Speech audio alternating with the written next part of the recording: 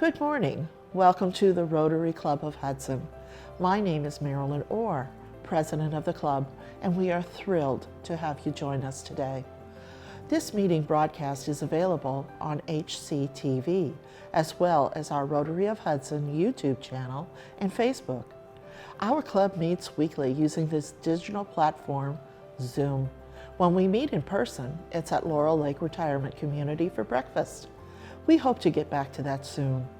We meet most Wednesday mornings from 7:15 to 8:30 a.m.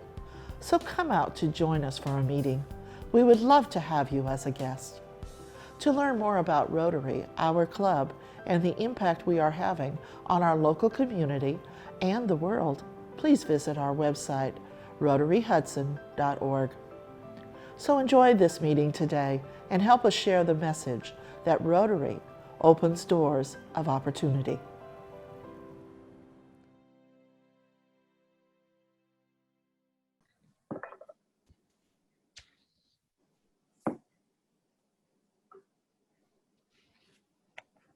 Ready to start. I think we're ready. Okay. Good morning, Rotarians and other visitors joining us on Zoom this morning. It's good to see everyone and beautiful day ahead of us. Our invocation this morning is by Mike Swain. I want to make sure I'm unmuted here. Can you hear me? Yep. Okay. The back several years, I want to give a little introduction to this prayer, if you'll bear with me for a minute. But back several years ago, when my wife and I were living in Tokyo, we were out on one of our Sunday afternoon exploration walks when we came across a beautiful Japanese garden tucked away in a quiet neighborhood not far from the famous shopping district called the Ginza. Anyway, near the entrance to this garden, there was a small Shinto shrine with the following prayer. And this prayer was titled, "The Spirits of the Garden. Be like the grass and grow back when you are trod upon. Be the path and open the way for others. Be like the butterfly and accept the riches of the moment. Be the lantern and guide those who are lost and alone. Be the bubbling brook, help wash away and cleanse and forgive. Be the pebbles, let time shape and smooth you. Be like the leaf, fall gracefully when your time comes to let go. Trust in the circle, to end is to begin." Thanks. Thank you, Mike. And now to lead us in the pledge and the four-way test, Elizabeth Kowalik.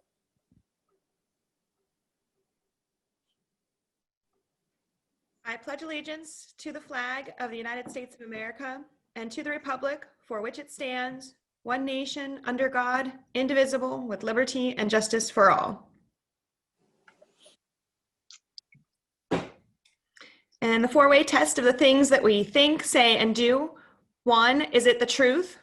2, is it fair to all concerned? 3, will it build goodwill and better friendships? And 4, will it be beneficial to all concerned? Thank you, Elizabeth. And now our president, Marilyn Orr. I would like to start by saying that thank you to Mike Swain for the Shinto prayer. That was absolutely outstanding. It really was very touching this morning. Thank you. I'm going to start simply with a message that following this meeting, the club board will be meeting on this same Zoom session.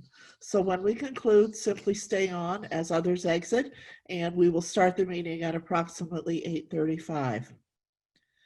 This has been a very difficult year, but we had planned for it to be joyful and celebratory.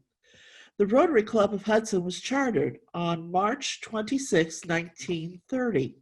It's our 90th anniversary.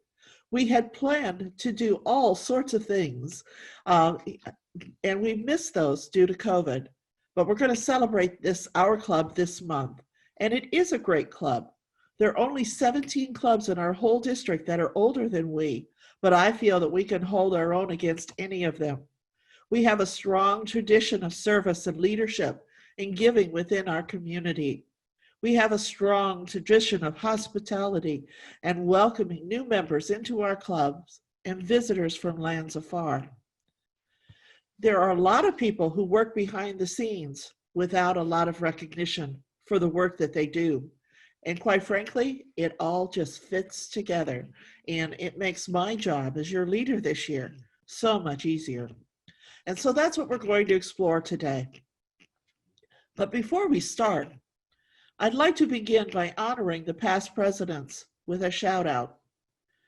To past President Andy Morris from the year 1994-95, past President Dan Rich from 2002-2003, past President Jim Hackney from 2004-2005, past President Ron Strobel, 2007-2008, past President George Snyder, 2009-2010, past President Tom Page, 2012-2013, past President Rich Warfield, 2013-2014, past President Allison Feaster, 2014-2015, past President Joe Avella, 2015-2016, past President Dave Basil, 2016-2017, past President Catherine Sines, 2017-2018, past President Evan McCauley,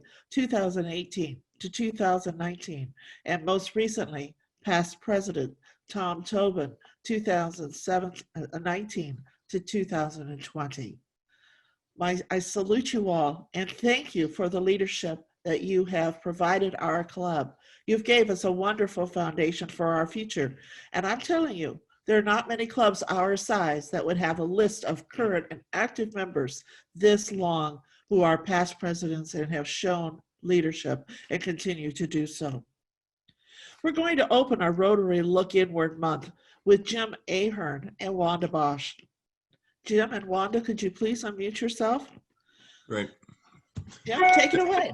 All right. Hey, thank you. And this is actually Wanda Bosch is the she is at Western Reserve Academy. She's a physics teacher. And Wanda, if you teach some other classes, we'd like to have you share that as well and what else you do at Western Reserve. But she is the WRA Interact Coordinator. It started in 2018 with a big group. I think it was like 24 the first year. Yes. And Wanda's going to speak. Maybe she could give us a session on physics, but I think we're not it's too early in the morning for that. So if Wanda, you could share a little bit of your history so we get a better understanding of you and maybe how you got to Western Reserve and what's going on with the Interact Club. Sure. Thank you. Good morning, everyone. Thank you for allowing me to be here for just a few minutes before I start class. Just a little bit about myself. I actually am originally from Honduras. My dad worked for Dole, the fruit company. And so we were stationed in Honduras and I went to an American school there. Graduated high school from there and then went to Dickinson College to get my undergrad in physics. And then I got my master's at University of Dayton for educational leadership. I used to work at a private Catholic school in Dallas, Texas. And then I moved here to Western Reserve Academy as head of the science department. And as of 3 years ago, or 2 years ago, this is my third year, I am director of community outreach as well. And this is how we started with, actually when I was proposing the whole outreach program, John Hugo, who's part of our board member, he came up to me and he's like, why don't you team up with, the Rotary Club? And he introduced me to Evan, who's a Reserve alum. And that's how the whole thing started, actually, in regards to the relationship with Rotary. So we started with 24 members. And basically what we did is we did a whole application process. And we really think we weren't going to have that many kids interested, but there were like 70 applicants. I could only take 20 something at the beginning just because we needed to start out small. And one of the basic things that we do is the kids, the service leaders, not only be leaders within the school in regards to service, but also extend that abroad. For example, this year, because due to COVID, what we did is we partnered up with this organization that is run by one of our alums. It's called Medical Supply Drive, and the kids did all things virtually because we couldn't be anywhere. So it's basically contacting organizations and trying to get PPE equipment to be able to distribute that to organizations in need. And so we do a lot of the service. They're the kids at the WRA service leaders are the ones that organize all the service opportunities here at school by grade and also individually. And then we also are part of the Interact district, in which we work with Chelsea to be able to work on one district project that is voted upon every year in November at the conference. Last year, actually, one of the girls here at Reserve, the school proposed working with women's home shelters in regards to supplying them with products that it's not readily available for them, especially feminine products and things like that. And so all the districts voted upon it. We did a fundraiser, but because of COVID, everything stopped. And so we're trying to figure out what's going to happen with that in regards to the Interact project and how we're going to continue for this year. But basically, we work with all the districts with the district project, which has been a really good experience for all the Reserve kids, especially because, a lot of the times we're on campus. And right now, most of our service work has to be on campus because the borders are not allowed to leave Reserve. We're not allowed to go to organizations due to keeping the kids within Reserve because exposure. So a lot of our service work is going to be done virtually or going to be done within school or working together with organizations outside. So this year, I'm a physics teacher. I teach honors physics, but I also started this service learning engineering program, which is based on the EPICS program that started at Purdue University, which combines service with the engineering design cycle. And so the kids are formed in groups and they pick a project category, which could be access and abilities or human services or education. And they start communicating with organizations outside the Reserve or within Reserve to work on. And it could be anything. It could be process. It could be building something that the organization needs, but the kids have to go through the engineering design process to be able to give back to the community and form those relationships. And so this year it is a pretty challenging due to the fact that the kids are not able to go outside, but we're trying to find ways to work within our campus right now or doing things that are virtual. It has been it's a great experience. Actually, this year we have 45 members in the Interact Club, in the WRA service leaders. We had 2 girls go to RILA, which, thanks to you guys, they were able to go and they had an amazing experience, and they came back, and they came back actually to be able to train the service leaders in what they learned during the RILA leadership conference. And so we want to thank you for the partnership, and if there's anything that we can help out for this year, we would be more than happy to help in regards to that within what we can do within Reserve and what we're allowed to do because of the exposure and things of the kids. So thank you. Wanda, thank you very much for getting not only taking the position of leadership there with that group, but getting it started so quickly and getting involved in not only local projects, but also with the district. Your folks have been jumping in with both feet, so that's awesome. Thank you. Thank you so much. Have a good morning. Thanks. We'll have you back. Thank you. I need to go to class. Sorry. All right. Thanks. Bye. Bye-bye.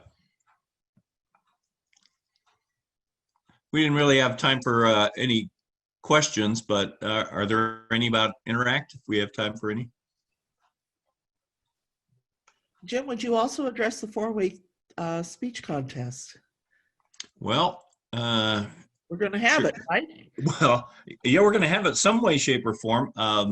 They had a new district representative who's responsible for the district, and I don't know if that person is going to do it again this year because it didn't really occur, except maybe at a local level, but at some point, it didn't occur on the district level.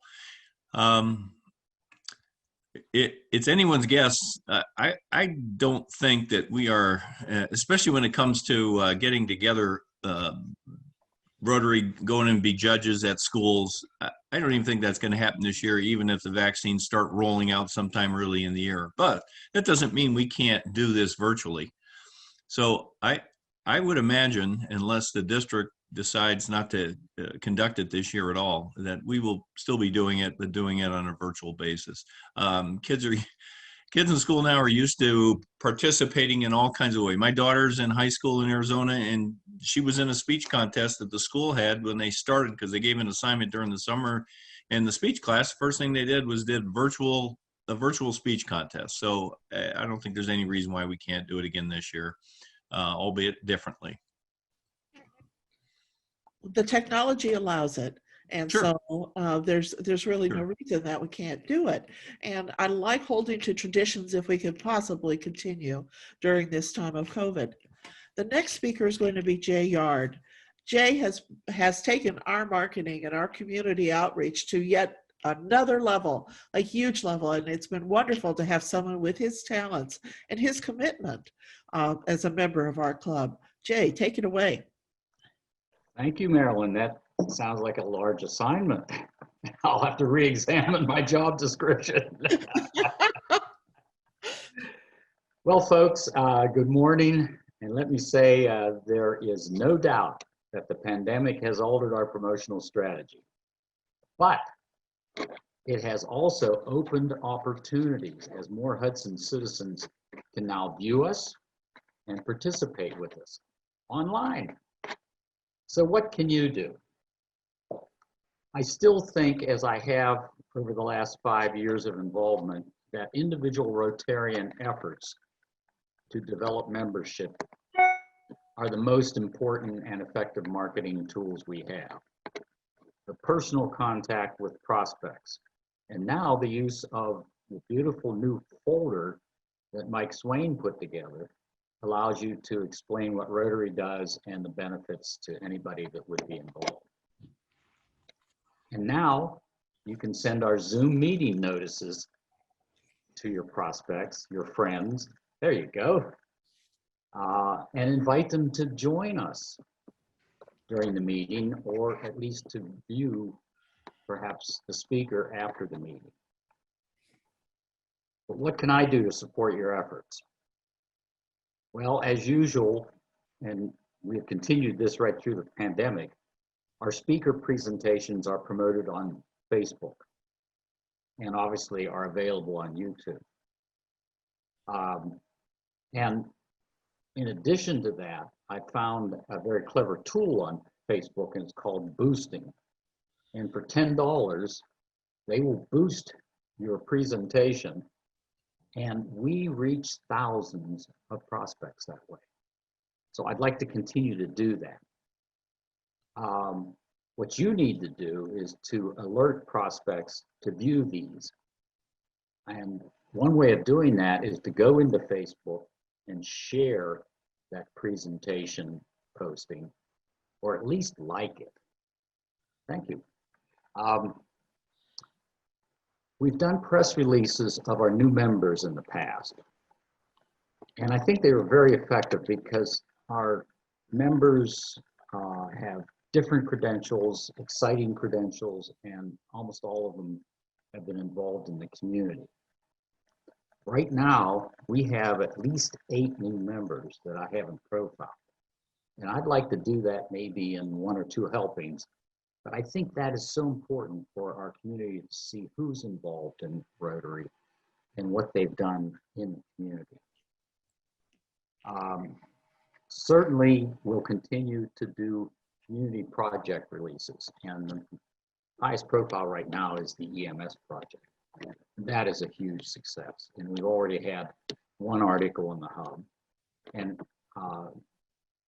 in case you don't remember, it's the EMS project where we are providing the personal protective equipment.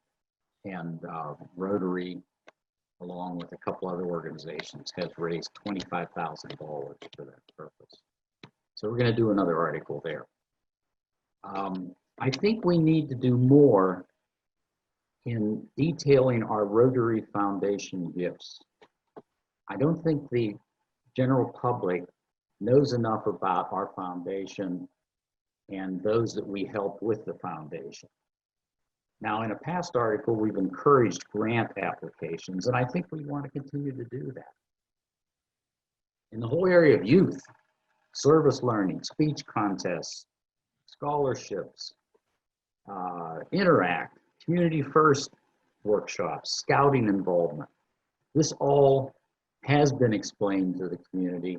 We've detailed our successes there, but I think we need to take it one step further. I'm not sure exactly how to do this, but I think we need to get this message to the parents, because in every case, their child has done something significant, whether they've won a scholarship or been involved in service learning.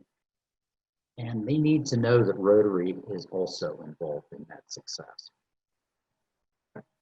I'd like to try some interviews on HCTV of our officers and committee chairs.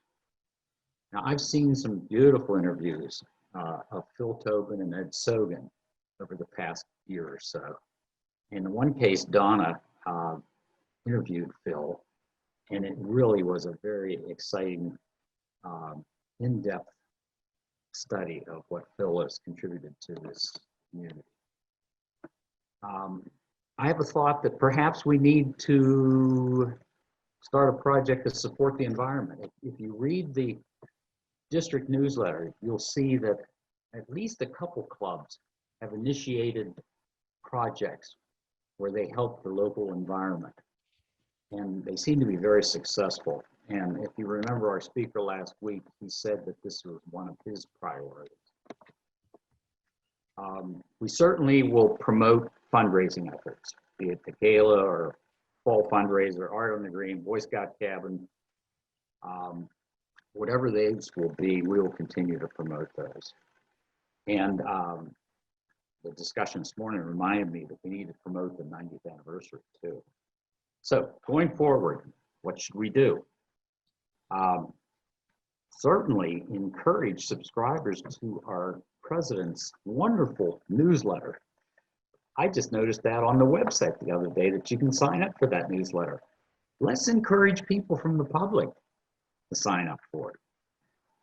We need to enhance our Rotary website to support everything I've talked about. It's adequate now, but it could be far more compelling.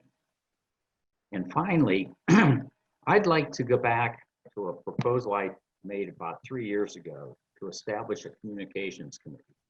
I'd like to resurrect the previous proposal to bring volunteers in who can help with each of these areas. Now, Ralph Day volunteered, and he has helped write a few articles.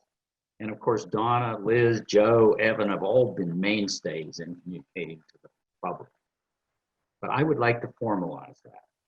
So I'll be talking more about that. I'll be in touch. And I also will send you a photo of all the press releases on our display board that we've had over the past 3 years that you might want to use. I thank you very much. Can you now understand why I asked Jay Yard to become the There it facilitator is. for our strategic planning committee? We haven't done strategic planning in a number of years, and we felt that given the fact that COVID has kind of turned everything upside down and backwards, and we've pushed us and stretched us into a new medium that we've not experienced before, we thought now was the optimal time to actually look inward and to kind of evaluate what's actually best about our club, some things that we feel might need a little bit of retooling, but all in all, this is a wonderful club, and I'm very, very proud of everything that we do. Rich Warfield, can you please unmute yourself and give us just a little update in regard to membership? All right, can you hear me now? We certainly can. Thank you, Marilyn. And it's going to be little, but I want to thank Jay Yard for everything he has done, and also Jim Ahern before him for everything he's done, and the rest of Rotarians too. Like Jay said, our best referral source is our current members. And if the current members can bring names to Richard, Mike, and my attention, we can certainly follow up with them. I understand with the conditions we're operating under right now, it's become more difficult to get out and reach out and meet people. But right now, Marilyn and I and the board are going to vote on one new application, I believe today. We're in pursuit of another person that's expressed interest, but we're waiting for their application. So let me take a step back, and then Richard and Mike, if you want to add anything at any point, please let me know or jump in.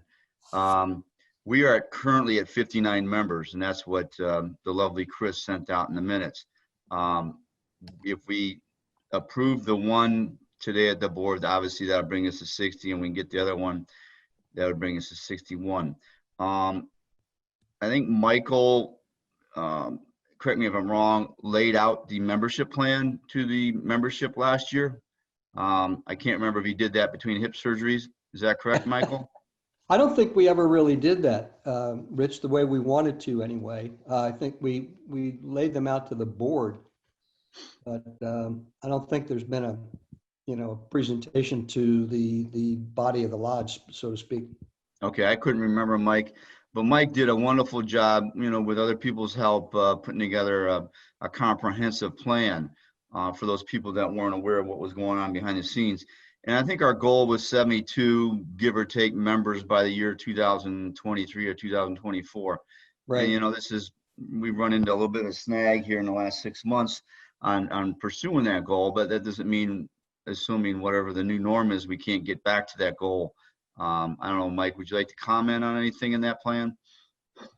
Well, the only comment I would make is that this has become part of the strategic plan development that we're working on now under the guidance of Jay Yard. So we've just had our first meeting a week or so ago, and we're gonna incorporate our membership plans into the strategic plan. So there'll be more to come on that. We have another meeting coming up on strategic plan. Now I can tell you, and I think Mike and Richard will agree, that we have a great club. I mean, just seeing all the people dialing in, and I know Marilyn's very upbeat about our club and all the things she says and the way she acts, and we have a lot to be proud about. So once again, why don't we reach out to our friends? I know, once again, it's a little bit more difficult in this environment, but a Zoom meeting is easy. You're either in your jammies or your sweatshirt or dressed up or whatever. And it's just an hour, like Mike's got his marlin on his shirt or whatever that is. I can't see a fish. But that's a little hard on the hips bringing that in. But anyway, we should be, if we're proud of something, we should be expressing it to our neighbors, our coworkers, our friends, that this is the place to be. This is where it's happening, either on Zoom or hopefully back in person again. I miss seeing all you guys in person. Some of you I do see, like Evan and a few others I see from time to time, but I miss seeing all you guys, and I miss Catherine's hugs. Now she's gonna have to hug from a distance, maybe an extension hug. But anyway, Richard, do you have anything to add? And Michael, if you want to finish us off, anything else you want to add? I agree with what Mike said. I think we gave a brief presentation to the membership, maybe just a 5-minute thing. And we did talk about the goals that our committee established, and we did talk about the 72 as a goal. Mike is correct that we did not lay out the entire plan in a formal presentation to the membership, and I think we should do that.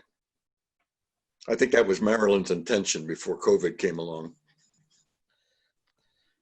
There is a membership webinar, Marilyn, on the 15th and the 23rd of, I know the 23rd I can't make it. They're both at night, but I may sign up. I know Richard said he went to the one last year, or maybe Marilyn and Richard went to. It's a virtual summit. So Yeah. I'm going to shoot for the 15th, Richard and Mike, and see if I can jump on that webinar. See what's Okay. going on. I want to see what other clubs are doing in these times, you know. It was an excellent presentation last year that Marilyn and I went to. It was pretty much an all-day kind of thing. And we did learn a lot from the district and from clubs in our region. And we got a lot of good tips, and we had anticipated in putting those things to work this year until COVID came along. One of the I think it would be a worthwhile thing to tune in. and I've already signed up for them. You know, one of the best things for recruiting is the publicity that we've had in the hub. I've had an opportunity to talk to many of our new members because I believe that one of the ways to become a strong Rotary member is to actually work on committees with other people. That's how you get to know people, is in those small settings. Many times when we were meeting at Laurel Lake, it was pretty easy to kind of gravitate to the same people. We're comfortable with those people, and it seems like you know, that's just the habits that we have. As we're working in this environment and as we're working in smaller groups, I can tell you that the Gala Committee was one of the most fun and exciting things that I've ever worked on. And it's because you could count on people to do what they said they were going to do. And that's not always the case in the workplace. I knew that when I was working in larger hospital systems, that there were some people who were quick to volunteer, but very slow in the follow through. And so, you know, that's not my experience with Rotary. The more publicity that we have, though, the more it shows who are the members of our club, and people gravitate towards those people because they are outstanding members of our community, and they're doers. They are people who do things and get things done. I'd like to right now give you a further update on the EMS project.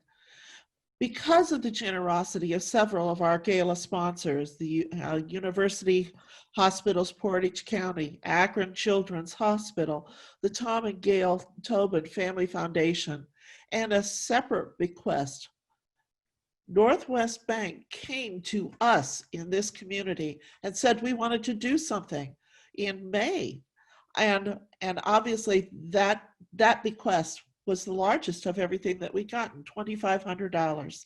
So thank you to Keith Fears and to the leadership at Northwest Bank. They helped to really jumpstart this project. Also, thank you to the generosity of our own Donna Kastner, who launched our Hudson Wraps fundraiser this year. This meant that our club collectively brought together more than $8,000 to the Hudson Outreach EMS PPE project.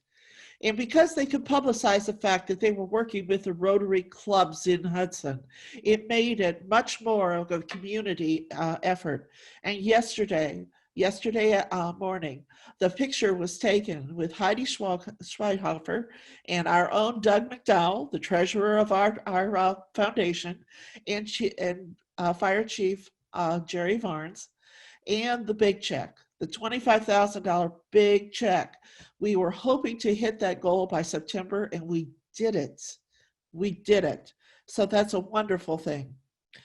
I'd also like to report that, you know, this was a little unusual because we collaborated with the Hudson Clock Tower Club in putting this together. They came together with us, and actually they're kicking off this month their own fundraiser. Just because we have 25 doesn't mean we need to stop there. If there's additional funding coming in, I'll tell you, they'll take it. But the Clock Tower Club is starting a fundraiser to sell face masks. And they're a very nice face mask, locally produced in Twinsburg, Ohio, with a very attractive silk screening of the Hudson Clock Tower on one of the cheeks. And so it's appropriate to wear in our community to show Hudson pride, and they'll be available for purchase. You'll see more in my bulletin. they're partnering with RDP Sports. What's the official name of that company? In Twinsburg, Sports Plus in Twinsburg. They'll be on their website for easy ordering. Delivery will be through the Learned Owl. So it's wonderful to be able to put together something like that and see it come to such a successful conclusion so quickly. If you think about it, we launched this in July. Excuse me. So the next person we'd like to bring to the forefront is Joe Avella.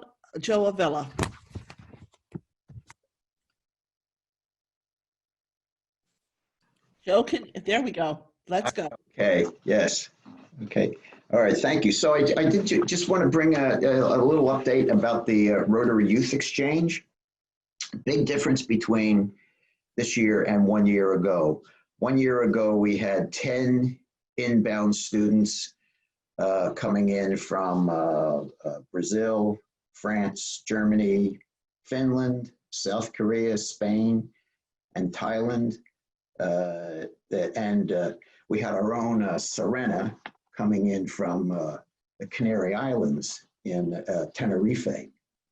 And we also sent out 4 students from our district to various countries. We started out strong last September. We had a number of weekend sessions at the Akron Rotary Camp. Excuse me.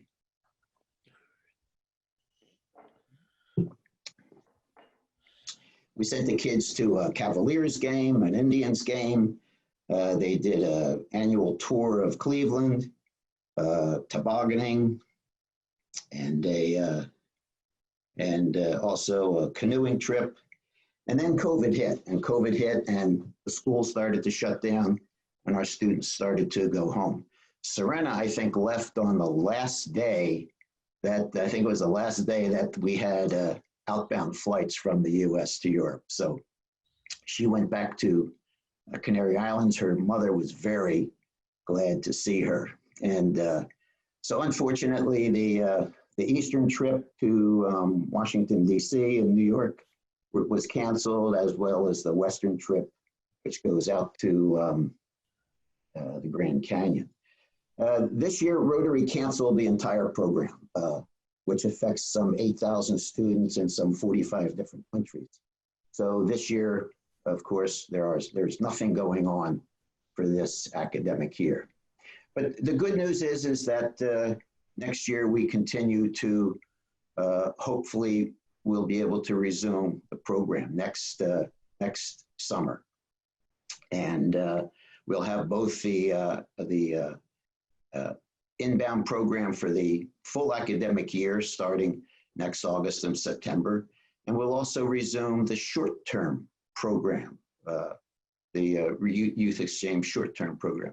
And I just might want to take an opportunity to talk briefly about that short-term program, because many of our students are reluctant for one reason or another to spend a full year abroad in a foreign country. It's tough with the competitiveness of our school system. But this short-term program is a summertime program. It's 6 to 8 weeks, 6 to 8 weeks long. And it's not a school program, it's travel and a cultural exchange program. And our student would pick a country, and then Rotary will connect a family in that country. This is a family-to-family exchange. Our student would go abroad and spend 3 or 4 weeks living with that family. And then that student would come to Hudson and spend 3 or 4 weeks staying here.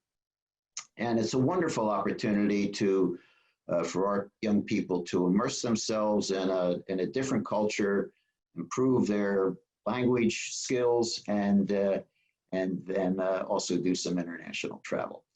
So we're canceled this year. Yes. I wanted to share that last summer, before COVID hit, one of the summer students who exchanged was the daughter of the Stowe Monroe Falls president. This child was matched with a family in Italy and had an absolutely outstanding exchange. Another opportunity that some of our seniors, our kids don't realize is that the Rotary year can become an excellent experience for a gap year.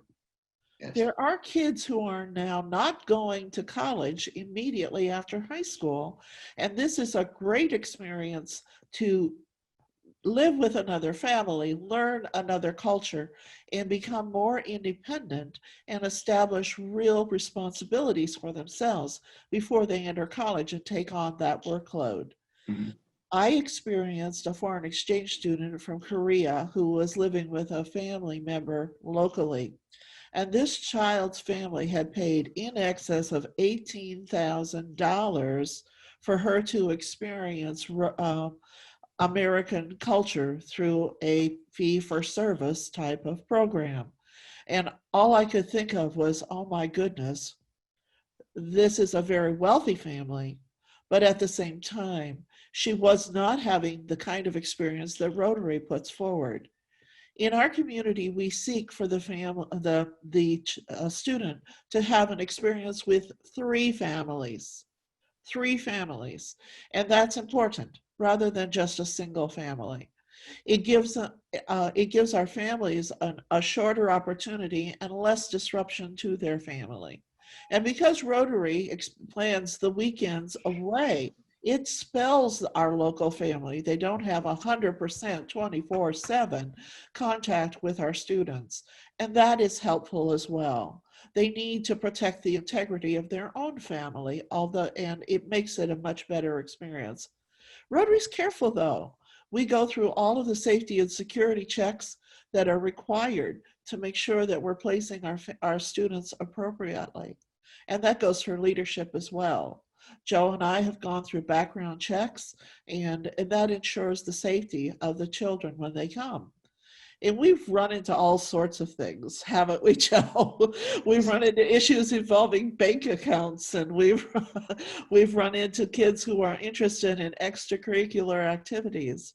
Leah was a dancer, and we were arranging for her to subscribe to some lessons locally, and that involved getting her there.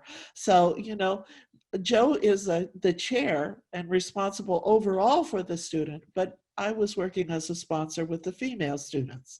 So it helps to have, as I called it, a grandparent who's available to field questions, to be a sounding board, and to help resolve any issues that might help.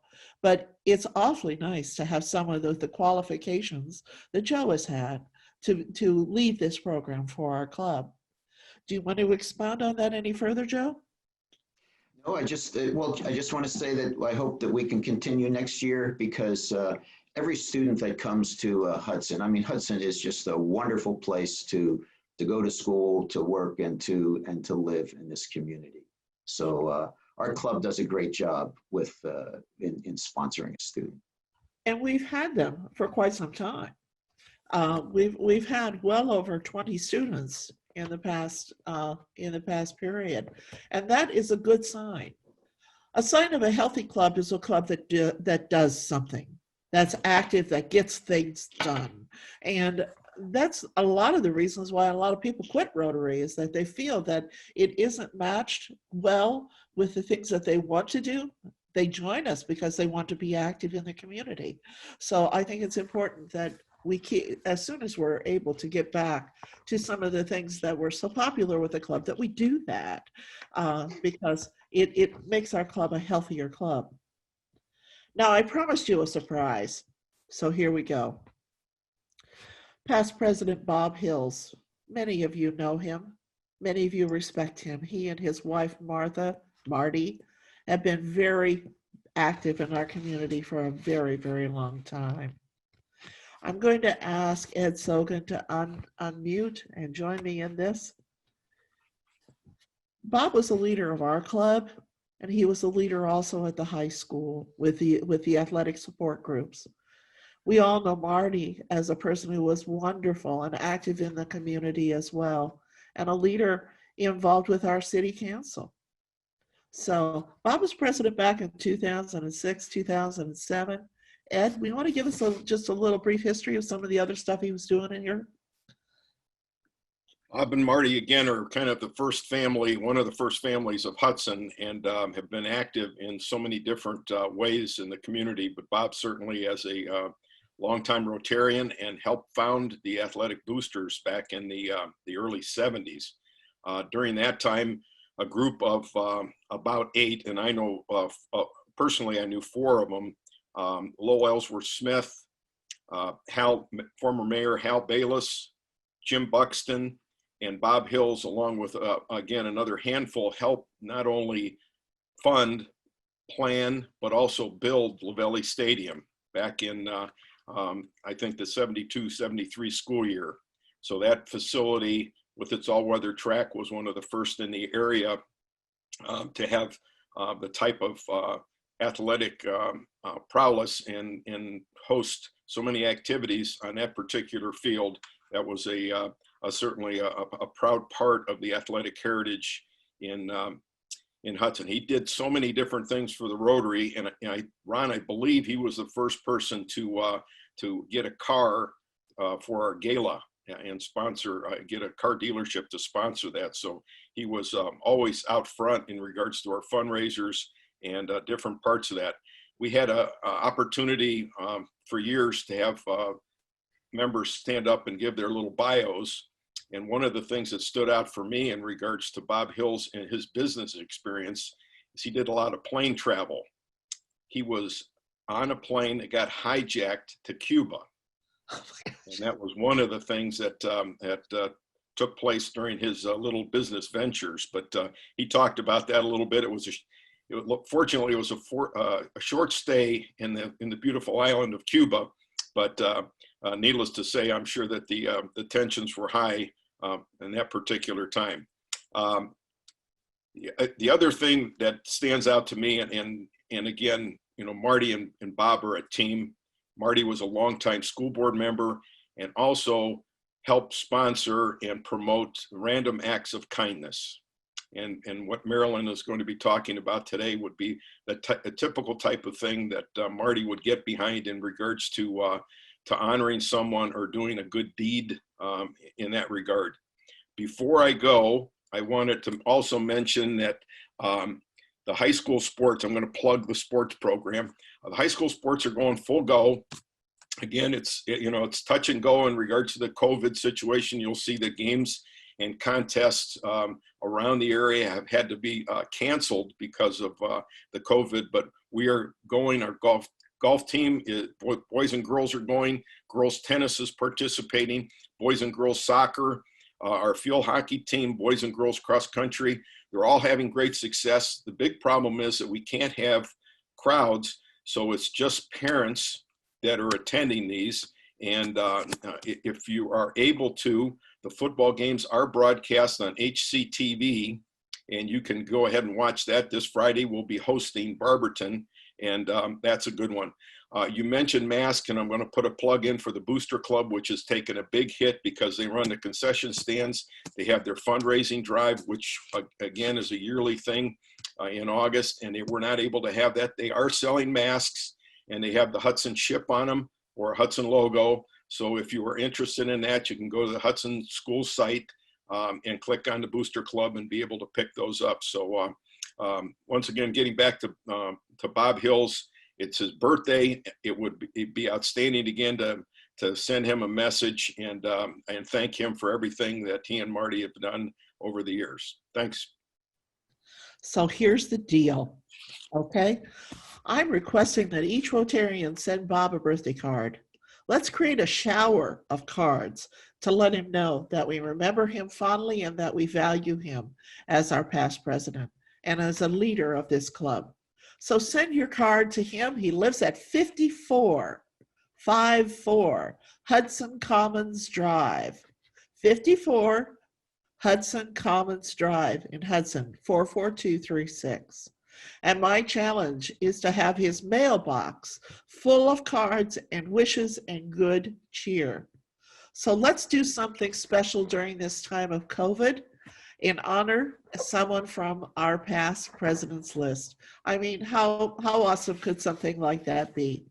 And I would imagine it'll put a smile on his face.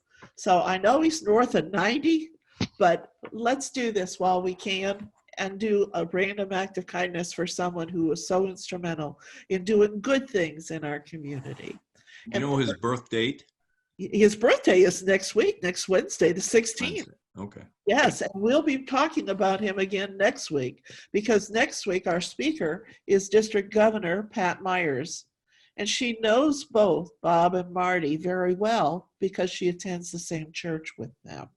And she says they are as active and lovely there as they are in everything else that they do within our community.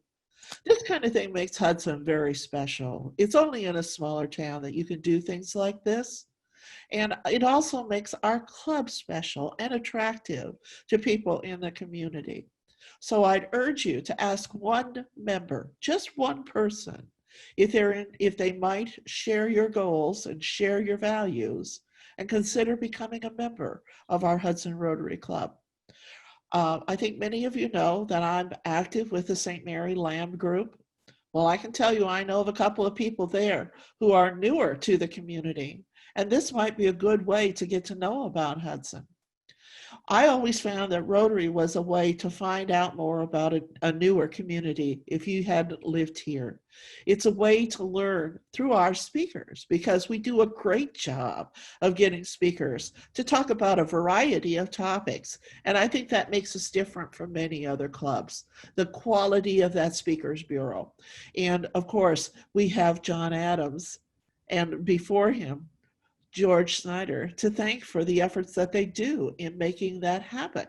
It's not easy. Someone has to step up to the plate and put their heads together. And we've got a very good, very active speakers bureau that is willing to do that and tap into the resources within this community and outside it to bring in people that we know.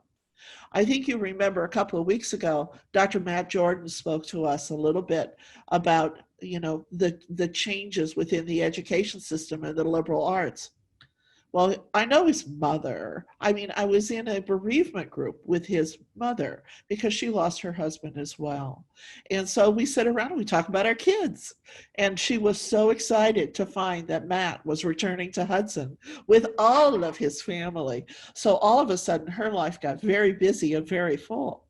And, so it's a wonderful thing to think of, opportunities to bring people in as speakers as well as, members to our club. So that's my other challenge. Get out there, invite one person, just one. And I'll tell you, we can make more of these. And believe it or not, when Rich Warfield indicated we have a potential member on the hook, it's because we sent him one of these after being a business spotlight earlier this year. So we might close just a bit early this week. But anyway, let's close it out in this way. On this day in history, in 1543, Mary Stuart was crowned Mary Queen of Scots. She was 9 months old. In 1776, Congress officially renamed our country as the United States of America. We were previously known as the United Colonies. And in 1966, the Federal Highway and Safety Act and the National Traffic and Motor Vehicle Safety Act was signed into law by President Lyndon Johnson. Vehicle safety mandates that included headrests, safety belts, and at the beginning, those were only lap belts, remember? Energy-absorbing steering wheels and shatter-resistant glass in windshields and passenger windows. Airbags didn't come until much, much later. Road improvements included better delineation of curves with edge and center lines, stripes, and reflectors. The use of breakaway signs and utility poles.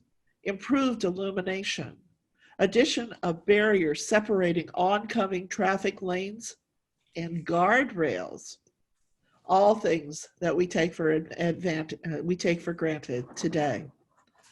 Catherine, has that just a few comments? Well, I have a request that everyone keep Doreen Osmond in their prayers. She had a surgery yesterday for a cerebral aneurysm, and Phil just put out an email asking everyone to keep her in their prayers. She did make it through surgery, and they're asking people to send her cards and notes of encouragement. Doreen has spoke several times at our club. She's the assistant superintendent at the Hudson City Schools. So I will email everyone out her address and just ask you to keep her in your prayers. Thank you.